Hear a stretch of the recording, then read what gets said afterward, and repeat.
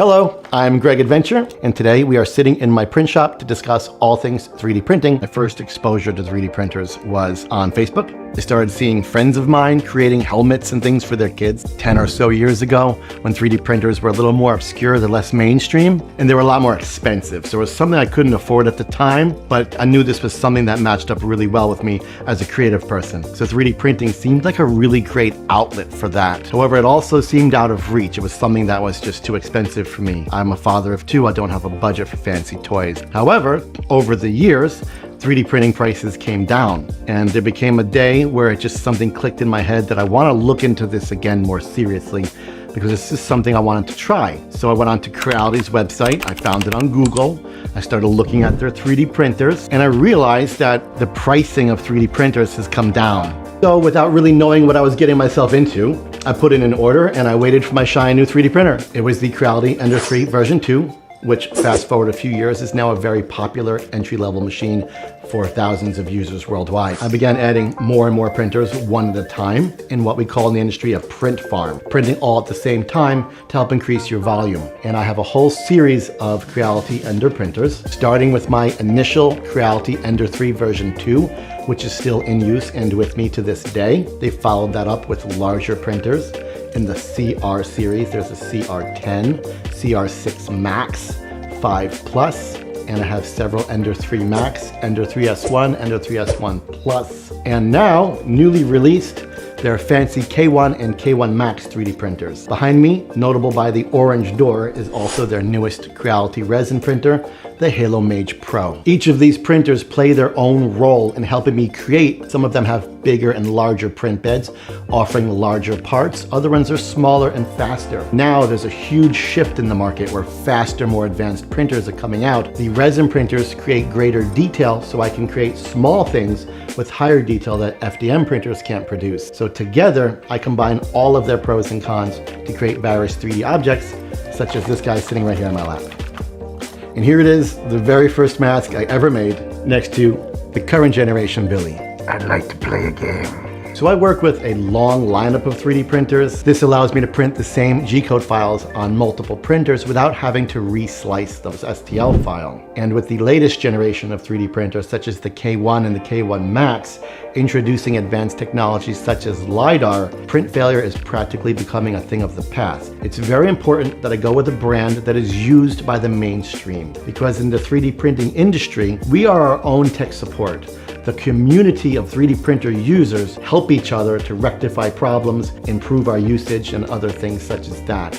Another benefit to using printers such as Creality is there is parts availability. Lesser supported brands of 3D printers may not have parts availability that would leave me with excessive downtime. Also, because these lesser known brands don't have as much market saturation, less users have owned and resold those printers. So this is important not only for me, but for a new user to 3D printing. If you're looking to get into 3D printing and you're deciding on a brand or a manufacturer, you would want to go with something that is tried and true, something that is widely adopted. Should you choose a new fancy shiny toy from a lesser known brand, you may find less support from the 3D printing community because less people own that printer. I recommend starting with a machine that is widely used in the 3D printing community. So I do think Creality is a very good brand for novices. The reason I say this is because Creality has the largest lineup of 3D printers of any manufacturer in the world. In particular, the Ender 3 lineup offers printers that cost as low as $200 new.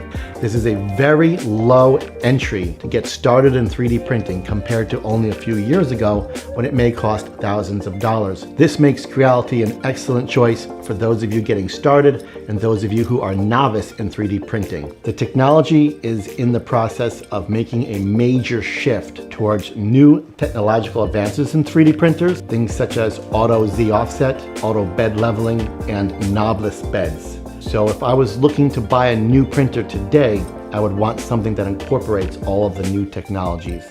It's a good time to start moving away from the older machines that may be enticing because of their low cost in the used market. I would look into Creality's newly released Ender 3 version 3 line, as well as their higher end K1 and K1 Max. All of these machines are incorporating newer technologies that used to be very expensive or non-existent even 2 years ago, such as direct drive extruders, auto bed leveling, knobless hotbeds, and auto Z offset. Setting your Z offset manually is something that has stopped many 3D printers from ever finding success, and today that is starting to become no longer a thing. This one is Creality's newest and most advanced printer ever. This is the Creality K1 Max, the big brother of Creality's K1. This is their newest and most advanced printer, notable by its full glass enclosure. The full glass enclosure allows us to maintain a proper chamber temperature to avoid things such as warping due to cooling and drafts. The printer has two panels, the top and the front door.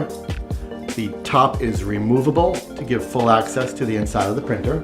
The door swings open to give you access to the print bed. The K1 series is utilizing newer, more common print beds known as PEI beds.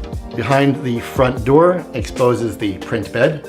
This is also using the newer style flex bed that is magnetic and can be removed completely from the hot plate in order to flex the model off and then return it to the printer. This printer utilizes a lot of newer technologies, including direct drive. Direct drive means there's no external extruder.